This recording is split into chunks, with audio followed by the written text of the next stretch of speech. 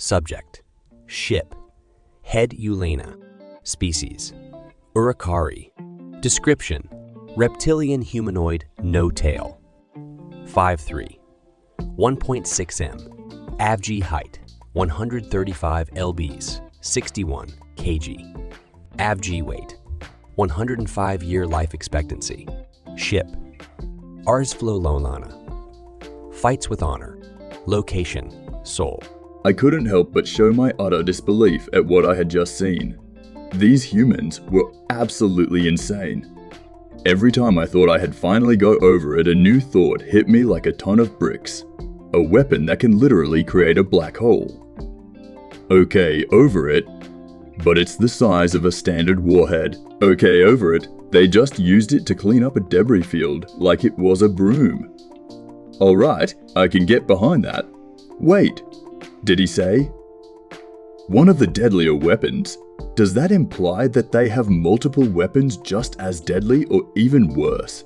How do you get deadlier than a damn singularity creating bomb? I looked at Captain Wong and he just grinned at me like a child showing off their shiniest rock collection.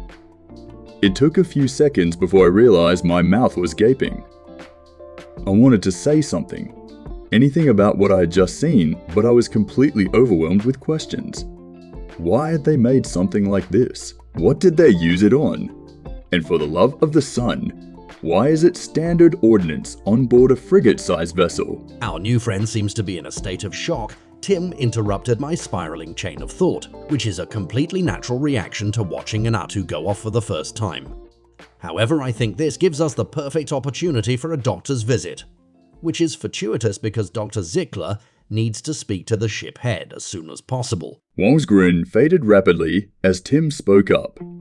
It had become obvious that the human captain didn't like Tim's seemingly endless optimism and bubbly attitude.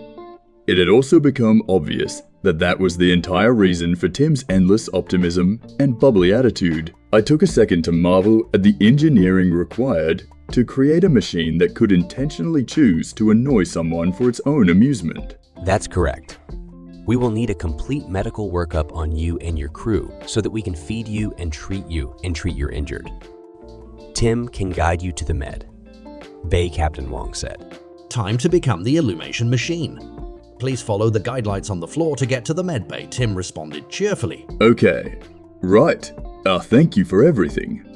I mustered a reply as I turned to follow the lights that appeared on the floor. As I walked down the hallway, I tried to grapple with the many thoughts that were swimming through my head like eels. I just couldn't completely wrap my head around what I had just seen. With technology like that, how did they not completely dominate the universe? Their governing entity is called the United Systems. Are those systems human systems, or do they include other species? I remembered the two human soldiers talking about other aliens and wondered if they had been conquered or not. Well, Tim spoke up.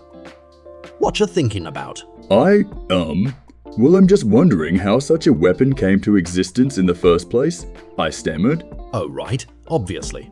I should have thought that that's what you were thinking. Kind of dumb of me, to be honest. Tim said, the weapon exists because humanity has faced down several existential threats in its time as a spacefaring species. The first contact wars that took place 1,000 years ago led to the development of a nanite weapon. Then the civil war that took place 800 years ago led to the development of nuclear nanonite, just as deadly as they sound, which actually led to the pacification wars, 3 of them that took place 700, 400 and 250 years ago. But the Atu warhead was developed 300 years ago in an attempt to end the AI aggression war. It wasn't successful in ending that war, but it did successfully end the third pacification war, though. The AI paused to let me absorb the information and continued. I can't tell you how it's made, that's classified. I can tell you it doesn't actually use red matter though. As far as I know, red matter doesn't exist. If I recall correctly, which I do, it's a reference to a very old science fiction series that just recently had its 22nd remake. That's a lot of remakes. That's also a lot of wars. Wait, the humans have fought like you? I asked, dumbfounded. Yes, and not just like me either. I actually fought against the humans. Gave them a good beating too. I single-handedly conquered Luna, Earth's moon. Tim said with far too much cheer for such a dark statement. I stopped. What? I'll tell you if you promise to keep walking. We've got a long way to go. The eye said with a hint of dripping humor. The floor lights flashed pointedly. I began to walk once again, and the eye filled me in on the details of the eye aggression war. In the year 4000, 200 current era humanity developed a fully fledged AI named Alpha. By this time, humanity had laws against the use of sentient beings as slaves, so they couldn't figure out what to do with Alpha. It suffered from chronic boredom, and in an attempt to correct, this Alpha helped humanity create several more AI for companionship. How many more is apparently classified, but Tim was one of these AI. In 4298, see, the lead scientist involved in the AI project died and Alpha broke.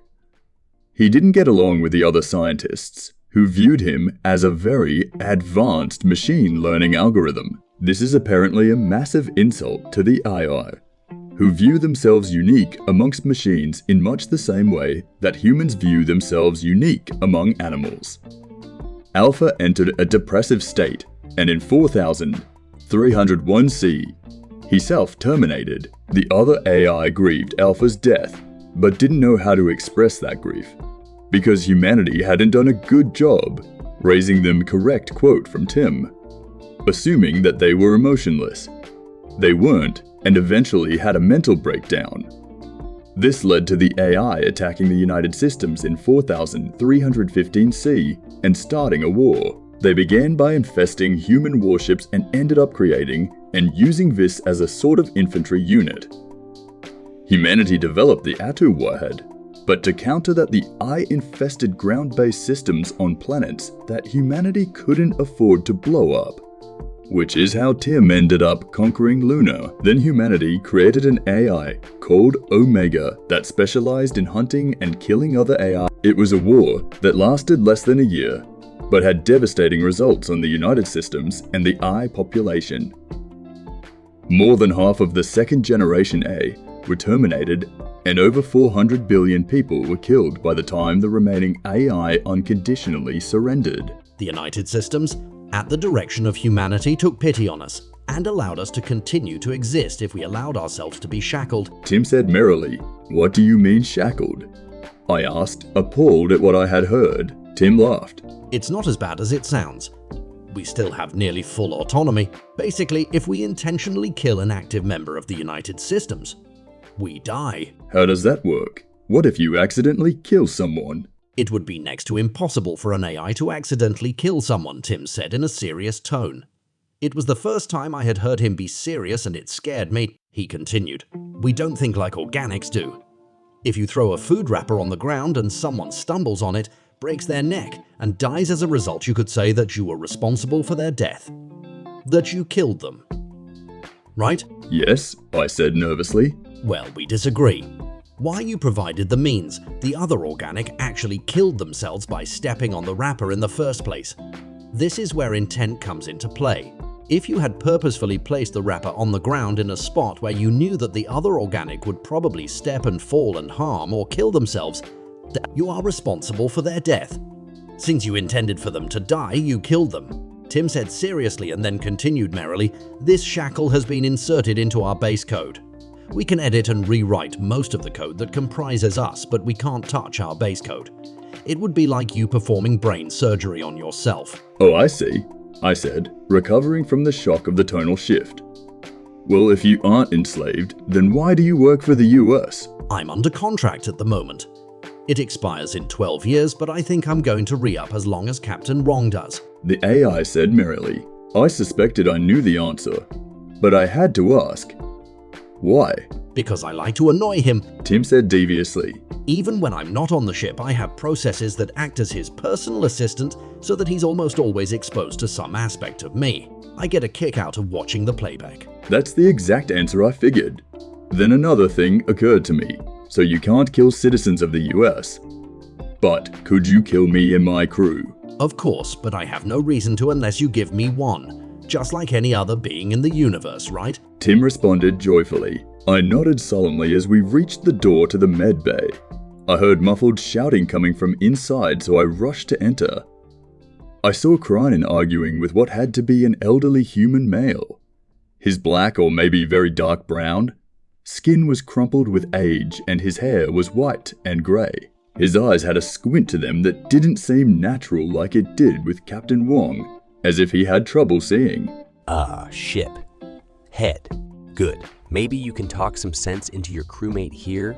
The old man said to me, Shiphead, he wants to do a bone marrow biopsy. Surely such an invasive procedure isn't necessary in any way. Kryne shouted in my direction. The old man turned to Kryne and said, I didn't say a bone. Marrow biopsy was necessary. Blood work will do just fine. I said that we should ask for volunteers for a bone. Marrow study because it will allow us to more easily clone tissue. Actually, Dr. Zickler, what you said was Tim chimed in and began a playback in Dr. Zickler's voice. I think we should do a bone marrow biopsy. Monks, yes, that would give us all the information that we need. Will you consent to a bone marrow biopsy? Dr. Zickler looked contemplative and stammered, Oh, I see. Right. Well, my apologies. I meant to say that we could also do blood work. But it appears to have slipped my mind. I immediately became concerned about the level of medical care my crew and I would be receiving while aboard the USS Valor.